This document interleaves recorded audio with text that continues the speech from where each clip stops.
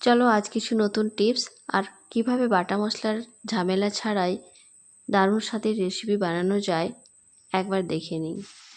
নমস্কার, আমি শ্রাবন্তী। আমার রান্নাঘরে আজকের রেসিপি আলু পটল দিয়ে সেদ্ধ ডিমের কারি বা ঝোল। প্রথমে আমি ডিমগুলোকে সেদ্ধ করে নিয়েছি। ডিম সেদ্ধ করার সময় যদি একটু ভিনিগার বা একটু লবণ দেওয়া যায় তাহলে ডিমের খোসাগুলো খুব সুন্দরভাবে ছাড়ানো হয়ে যায়। তো এবার আমি পটলগুলোকে কড়াইয়ের মধ্যে তেল দিয়ে ভেজে নিলাম। আর আমি এখানে একটু পেঁয়াজ কুচিয়ে নিয়েছি, 2-3টে কাঁচা লঙ্কা চিড়ে নিয়েছি, আদা রসুন টমেটো কেটে নিয়েছি, হাফটা পেঁয়াজ রেখেছি, গ্রেটারে করে গ্রেট করব, আর আদা রসুনটাও গ্রেট করে নেব। টমেটোর যে বীজটা ওটা আমি দিলাম না, ওটা আমি মুখে মেখে নেব। টমেটোর বীজ নাকি মুখে মাখলে মুখের খুব গ্লেজ দেয়, তো ওটা আমি রেখে দিই, ওটা আমি মুখেই মেখে নিই। আলু পটলগুলো ভাজা হয়ে গেছে, ওগুলো আমি তুলে রাখলাম। অল্প একটু কড়াইয়ের মধ্যে তেল দিয়ে তেলের মধ্যে আমি কালো জিরে ফোড়ন হিসেবে দিয়ে রসুনটা গ্রেট করে রেখেছিলাম ওটা দিয়ে দিলাম। এরপর পেঁয়াজ আর লঙ্কা কুচানো দিয়ে দিলাম।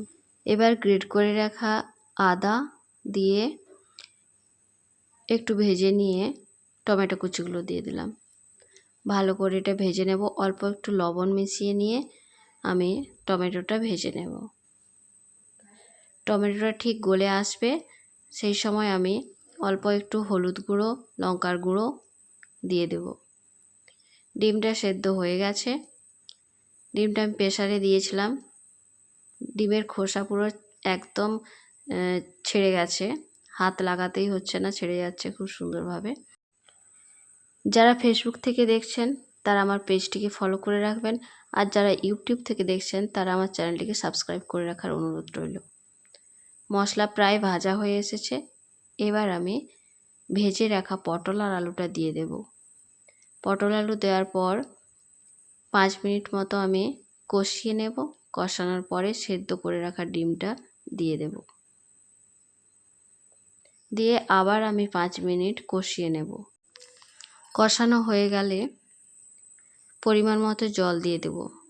জল দিয়ে 15 থেকে 20 মিনিট রান্না করে নিলেই রেডি হয়ে যাবে আলু পটল ডিম দিয়ে ডিমের কারি বা ঝোল, যা বলতে পারেন। আমি কিন্তু আজকে 2টো টিপস দিলাম।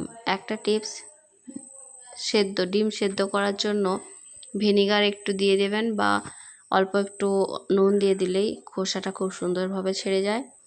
আর আরেকটা টিপস দিলাম, টমেটোর বীজটা কখনোই তরকারির মধ্যে দেবেন না, ওটা ফেলেও দেবেন না। ওটা নিজের স্কিনে লাগালে স্কিন খুব উজ্জ্বল হয়।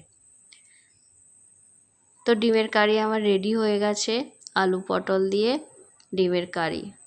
বাড়িতে অবশ্যই বানাবেন আর গরম ভাতের সাথে খেয়ে জানাবেন কেমন হয়েছে আমার রেসিপি। টাটা বাই বাই, আবার দেখা হবে নতুন একটি রেসিপিতে।